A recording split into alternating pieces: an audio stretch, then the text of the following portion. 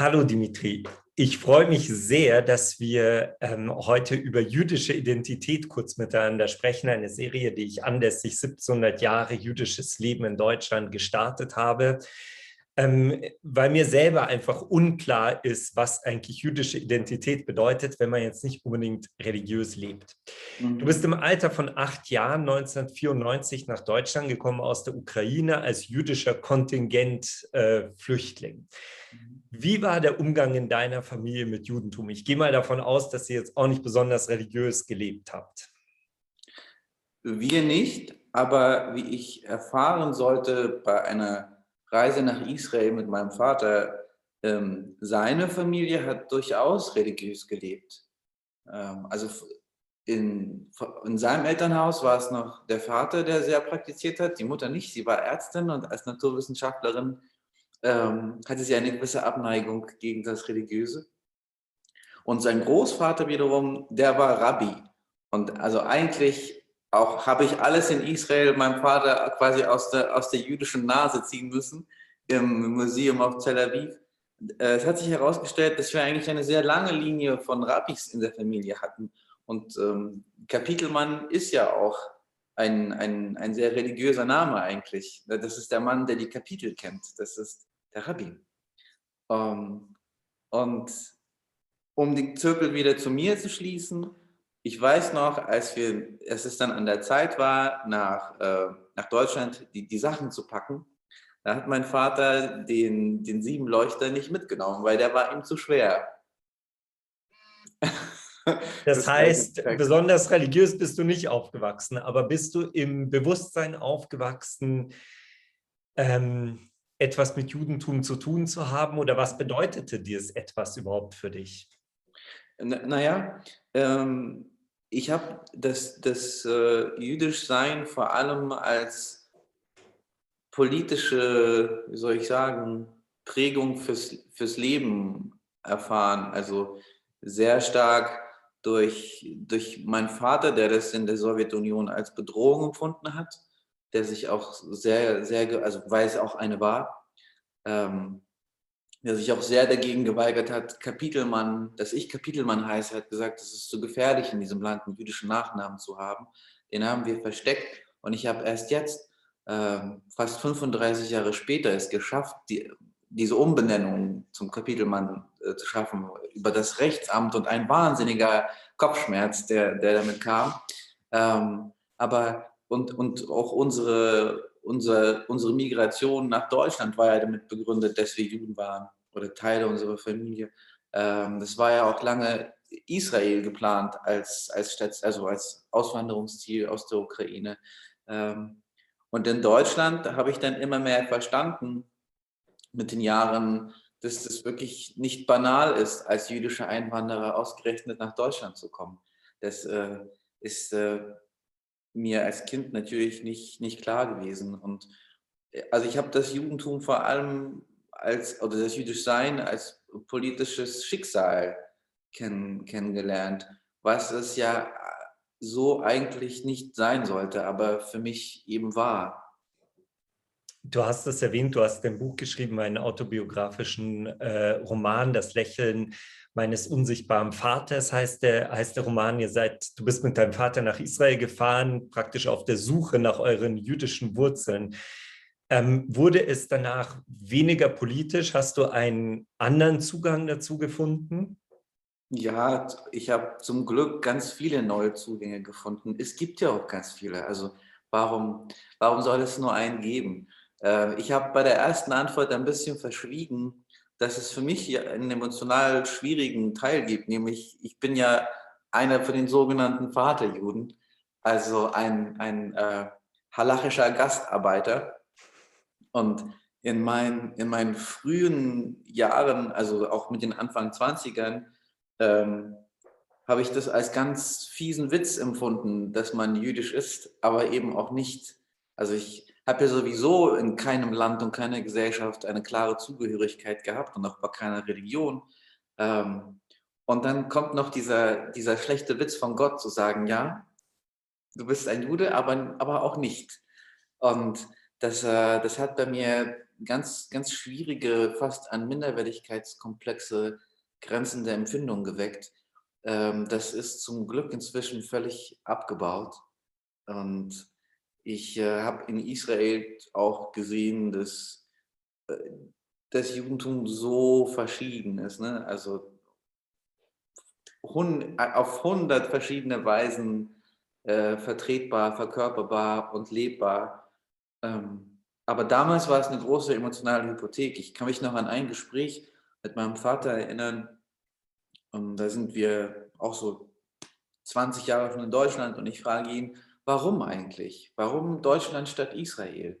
Weil ich hatte damals das starke Gefühl, in Israel hätten sie sich, also meine Eltern, so viel besser gefühlt. Es gibt da eine riesige russische Diaspora, man ist Jude unter Juden. Ich habe immer das Gefühl gehabt, dass sie sich hier bedroht fühlen, meine Eltern.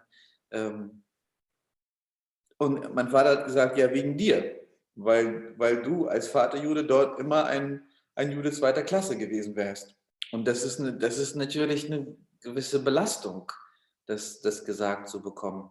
Aber auch das habe ich mit den Jahren abgestreift und bin da viel selbstbewusster geworden mit meiner Rolle sozusagen als Vaterjude. Aber du lebst kein religiöses Leben, nehme ich mal an. Ähm, nein. Genau, so geht es mir auch. Und für mich ist aber trotzdem in meiner Arbeit und in meinem ganzen Leben die jüdische Kultur sehr, sehr wichtig, obwohl ich zum Beispiel eine nicht-jüdische Frau habe und auch mit diesem Thema konfrontiert bin, dass ich meinen Kindern irgendwie die jüdische Kultur weitergeben möchte und ihnen schon auch durchaus bewusst machen möchte, dass sie jüdische Wurzeln haben, aber nach jüdischem Gesetz, also nach der Halacha, sind sie eben keine Juden. Aber was bedeutet... Warte ganz kurz, hast du das Gefühl, sie verstehen das, diesen Kontrast? Der Kontrast ist für mich nicht wichtig und ich gebe Ihnen diesen Kontrast so stark auch nicht weiter, weil ich bin nicht religiös. Ich glaube nicht an Gott und ich glaube auch nicht an dieses halachische Gesetz. Ich glaube, dass das Judentum in meinem Leben eine kulturelle Rolle spielt. Es spielt eine Rolle, die familiär geprägt ist. Und ich glaube, das ist auch das, was diese Vielfältigkeit des Judentums ausmacht, dass man eben vollkommen ja, ich würde sagen, atheistisch leben kann und trotzdem bleibt man irgendwie Jude. Und das ist schon ein Gegensatz, das merke ich jetzt auch immer wieder in diesen Gesprächen. Das ist ein großer Gegensatz zum Christentum. Und da bin ich eben so auf der Suche. Was heißt das eigentlich? Warum ist uns das so wichtig, die jüdische Kultur? Oder was bedeutet überhaupt die jüdische Kultur? Und ich finde, da gibt es eben so vielfältige einerseits vielfältige Antworten und andererseits merke ich eben großes Unverständnis in der christlichen Gesellschaft. Ja, warum fühlst du dich dann so sehr als Jude oder warum ist es dir so wichtig? Und so wirklich beantworten kann ich es nicht. Und dann gibt es welche, die sagen, ja, das brauche ich auch nicht zu beantworten, aber ich finde es eben schon interessant, als eigene Auseinandersetzung mit der eigenen Herkunft. Wie geht es dir damit? Hast du eine Antwort drauf, warum du dich jüdisch fühlst? Unabhängig jetzt von irgendwelchen religiösen Gesetzen? Ja, es sind vor allem die Menschen, die mich umgeben haben. Das ist also der engste Familienkreis, der bis auf die Mutter jüdisch war, der Freundeskreis, die Art und Weise, wie mit einem gesprochen wurde, auch über gewisse Dinge.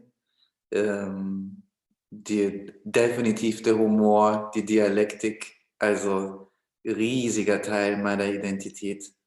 Und ich weigere mich immer dagegen, wenn mir gesagt wird, deine Bücher sind voll jüdischem Humor.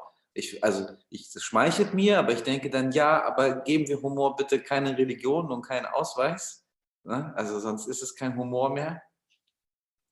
Andererseits entdecke ich das manchmal bei anderen Menschen und denke, das ist halt genau diese wunderschöne jüdische Dialektik, die mich mein Leben lang begleitet hat und die ich so schön finde. Also auch bei jüdischen Autoren. Mhm. Ja, ich verstehe das total. Wie geht es dir eigentlich? Meine Eltern kommen aus Ungarn und ich bin in Deutschland geboren und ich fühle mich auch sehr deutsch. Also ich bin so irgendwie, für mich ist ganz klar, ich kann meine Identität als deutsch-jüdisch definieren. Willst du deine Identität so definieren nach Nationalitäten oder sagst du, du willst das gar nicht? Du möchtest dich so nicht irgendwie festlegen müssen oder dich auf etwas festschreiben lassen? Also erstmal, man kann ja seine Identität sonst wie definieren. Das heißt nicht unbedingt, dass es auch wirklich trifft. Also wer man wirklich ist, ich weiß nicht, ob man das herausfinden kann. Ich glaube, es gibt eine Plusart und eine Minusart, sich zu fragen, wie man wo zugehörig sein will. Also ich bin persönlich übergegangen zu dem Begriff Verbundenheit. Also das Konzept der Zugehörigkeit, das ist für mich persönlich einfach nicht besonders treffend und realistisch, aber ich kann mit sehr vielen Dingen verbunden sein. Und das bin ich ja auch. Und das kann man ja auch zelebrieren. Ne? Also wenn man aufhört, nach dieser Eindeutigkeit zu fahnden, kann man sich ganz großartig bereichern an vielen Dingen, in die man reingewachsen ist oder vielleicht auch Dinge, aus denen man rauswächst, aber dann eben auch das, was die Wurzeln noch zumindest schätzen. Das finde ich wichtig. Ich habe in Deutschland immer noch sehr, sehr große Momente der Fremdheit. Ich werde niemals so deutsch sein wie andere Menschen. Wie ich? Weiß ich nicht. Das sage ich jetzt. Ich werde auch kein vorbildlicher Jude mehr. Ich bin auch wahrscheinlich für die Osteuropäer längst kein Osteuropäer mehr, wie auch, wenn ich schon ein Vierteljahrhundert in Deutschland lebe. Also das ist aber auch gar nicht so wichtig. Ja, aber ich glaube im Endeffekt genau das ist es ja auch. Das ist so dieser Mischmasch, den man lebt, das macht es ja irgendwie auch aus. Das macht auch vielleicht gerade dieses Jüdischsein aus, dass das eben so mit so vielen anderen Identitäten noch verbunden ist, die nicht so eindeutig sind. Und das sehr Schöne daran ist, will ich noch sagen, eben dadurch kommt man ja zu so einer ganz besonderen Autonomie als Individuum, indem man viele Kulturen kennenlernt, zu sagen, das finde ich wirklich schön und ich finde, das ist auch ein Teil meines Wesens und das finde ich nicht richtig. Das möchte ich nicht implementieren seelisch. Und also gerade durch die Teilnahme an vielen verschiedenen Kulturen kann man eigentlich erst lernen, wer man selbst wirklich ist, weil man sich entscheiden kann, manchmal sogar muss, was soll zu mir gehören und was lehne ich ab. Ich beende diese Gespräche immer mit einer Frage, die ich ganz besonders blöd finde und die ich sehr, sehr oft in Interviews gefragt werde. Und ich gebe jetzt diese Frage an meine Gesprächspartner in der Hoffnung weiter, dass ich vielleicht Antworten bekomme, die ich selber benutzen kann dann in Interviews. Was magst du am Judentum besonders gern? Gibt es eine Sache, wo du sagst, ja, das finde ich besonders spannend am Judentum? Ich finde besonders spannend am Judentum seine Eigenheit. Und kannst du diese Eigenheit genauer definieren? Wenn ich sie ganz genau definieren könnte, wäre sie nicht so spannend. Ein sehr schönes Schlusswort. Vielen Dank dir für das Gespräch. Danke dir. Danke auch.